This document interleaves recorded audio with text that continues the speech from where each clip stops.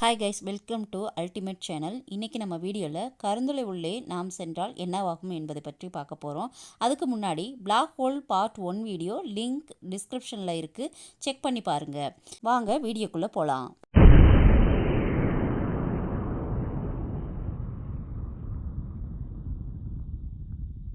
ஒருவர் கருந்துளை உள்ளே சென்று விட்டார் எனில் அவர் உடனே இறந்து விடுவார். அந்த கருந்துளையானது அருகே செல்ல செல்ல நேரமானது குறைந்து கொண்டே செல்லுமாம். தற்சமயம் அவர் உயிரோடு இருந்தாலும் அவரால் காலபயணம் செய்ய முடியும் என சொல்லப்படுகிறது. நிஜ வாழ்வில் கருந்துளை உள்ளே சென்றால் நாம் நூடுல்ஸ் போல் ஆகிவிடுவோம் என்று கூறப்படுகிறது. பிரமிக்க வைக்கக்கூடிய இந்த பிரபஞ்சத்தில் புதிதாக கண்டுபிடிக்கப்பட்ட யாரும் அறியாத ஒரு மிகப்பெரிய ரகசியம் கருந்துளைதான். இது இயற்பியலுக்கு அப்பாற்பட்டு செயல்படக்கூடியதாக உள்ளது. தற்போது இருக்கக்கூடிய எந்த இயற்பியல் விதிகளும் இந்த கருந்துளைகளுக்கு பொருந்தாது. பிரம்மாண்டமான கருந்துளையினுடைய முதல் புகைப்படம் நம் பூமியானது சூரிய குடும்பத்தைச் சேர்ந்தது. சூரியனைப் போல ஏராளமான நட்சத்திரங்கள் இணைந்ததுதான் பால்வெளி அண்டம். நமது விண்மீன் மண்டலத்தின் மையத்தில் பிரம்மாண்டமான கருந்துளை இருப்பதாக அறிவியல் கூறுகிறது. சாஜிட்டேரியஸ் ஏ என்று அழைக்கப்படுகிறது. இந்த பொருள் நமது சூரியனை விட 4 மில்லியன் மடங்கு பெரியது என்ற தகவல் திகைப்பூட்டுகிறது. இதன் அளவை பொறுத்தவரை புதன் சூரியனை சுற்றி வரும் தூரத்திற்கு இணையாக இந்த கருந்துளையினுடைய அளவை விஞ்ஞானிகள் கணித்துள்ளனர். கருந்துளையினுடைய இயல்பே தன்னை நோக்கி வரும் பொருட்களை தன்னுள் ஈர்த்து கொள்வதுதான். ஆனால் இந்த கருந்துளை வெகு தொலைவில் சுமார் 26,000 ஒளியாண்டுகள் தொலைவில் உள்ளது. அதனால் நமது பூமிக்கு எந்த ஆபத்தும் வர வாய்ப்பில்லை. பால்வெளி மண்டலத்தின் மையத்தில் மிகப்பெரிய கருந்துளையினுடைய முதல் புகைப்படம் ஒன்றை வானியல் வல்லுநர்கள் வெளியிட்டுள்ளார்கள். இதனை ஈவென்ட் ஹாரிசான் டெலஸ்கோப் என்ற சர்வதேச அமைப்பு ஒன்று வெளியிட்டுள்ளது. இதற்கு முன்பும் இதே போன்ற ஒரு கருந்துளையை படம் பிடிக்க முயன்று அது தோல்வியில் முடிந்தது. இந்த கருந்துளை புகைப்படம் எடுப்பதற்காக உலகம் முழுவதும் உள்ள 8 ரேடியோ தொலைநோக்கிகளை ஒன்றிணைத்து உள்ளனர் என மாசாசூசெட்ஸ் தொழில்நுட்ப மையம் கூறியுள்ளது. ஓர் இருண்ட மையத்தை சுற்றி சிவப்பு, மஞ்சள், வெள்ளை நிறங்களில் தெளிவற்ற ஒளிரும் வடிவத்தை இந்த புகைப்படம் காட்டுகிறது. டர்ஹாம் பல்கலைக்கழக விஞ்ஞானிகள் இந்த அதிபிரமாண்டமான கருந்துளையை ஈர்ப்பு விசை லென்சிங் என்ற நுட்பத்தின் மூலம் கண்டுபிடித்துள்ளார்கள்.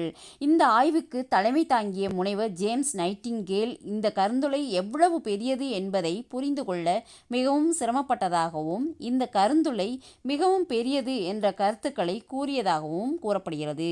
இந்த கருந்துளையானது நமது சூரியனை விட 3000 கோடி மடங்கு அளவில் பெரியது என ஈர்ப்பு விசை லென்சிங் முறையில் முதன்முதலாக அளக்கப்பட்ட கருந்துளை இதுதான் என்று அறிவியலாளர்கள் கூறியுள்ளார்கள். கருந்துளை என்றால் என்ன என்பதை பற்றி இங்கு நாம் காணலாம்.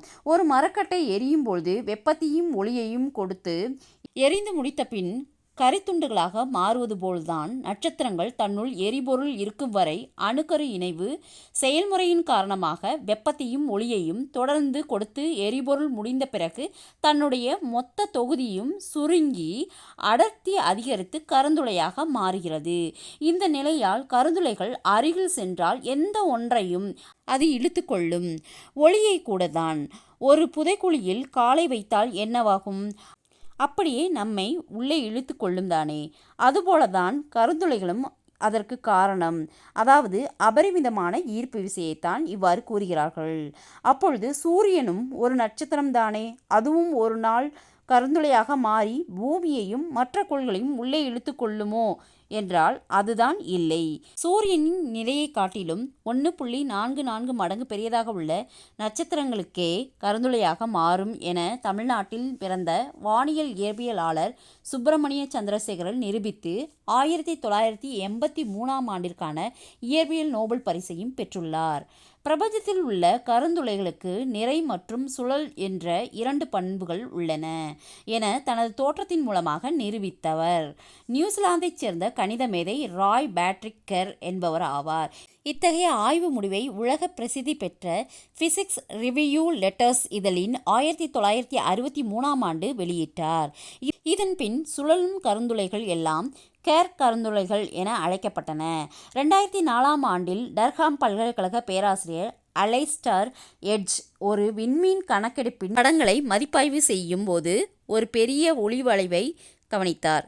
அப்போதிலிருந்து இந்த கருந்துளையை கண்டுபிடிப்பதற்கான முயற்சி தொடங்கியது. ஜெர்மனியின் மேக்ஸ் பிளாங்க் நிறுவனத்தோடு இணைந்து இந்த ஆய்வு மேற்கொள்ளப்பட்டது. இந்த கருந்துளையின் இருப்பை மேலும் ஆராய்ந்து உறுதி செய்ய நாசாவில் ஹபிள் தொலைநோக்கி மற்றும் பல்கலைக்கழகத்தின் ராக் காஸ்மா 8 சூப்பர் கம்ப்யூட்டர் வசதிகளில் இருந்து மிக அதிக தெளிவு திறனுடைய படங்கள் பயன்படுத்தப்பட்டன. பூமியை நோக்கி திரும்பியிருக்கும் கருந்துளை பற்றி இப்போ நம்ம பார்க்க போகிறோம். 2018இல் ஒரு கருந்துளை கண்டுபிடிக்கப்பட்டது. இது முன்பு பனைமரம் போல் உயரமாக நின்றிருந்த அந்த கருந்துளை 90 டிகிரிக்கு சாய்ந்து பூமியை நோக்கி திரும்பியுள்ளதாக ரேடியோ தொலைநோக்கி மூலம் மேற்கொள்ளப்பட்ட ஆய்வுகள் காட்டின. இது மேக்ஸ் பிளாங்க் நிறுவனத்தில் உள்ள ரேடியோ தொலைநோக்கியில் ஆராய்ந்தபோது இந்த மாற்றம் பதிவு செய்யப்பட்டுள்ளது. ஒரு பெரிய கருந்துளை தன்னைத்தானே சுற்றி கொண்டால் அதற்கும் அச்சாக துருவப்பகுதியில் இருக்க வேண்டும். அனைத்து கருந்துளைகளும் தன்னைத்தானே சுற்றி கொள்கின்றனவா என நமக்கு தெரியாது. ஆனால் அப்படி சுழலக்கூடிய கருந்துளைகள் இருக்கின்றன என்பது நமக்கு தெரியும். இதை ரேடியோ தொலைநோக்கினால் நம்மால் பார்க்க முடியும். இந்த வீடியோ உங்களுக்கு பிடிச்சிருந்துச்சுன்னா லைக் பண்ணுங்கள், ஷேர் பண்ணுங்கள், சப்ஸ்கிரைப் பண்ணுங்கள். தேங்க்யூ.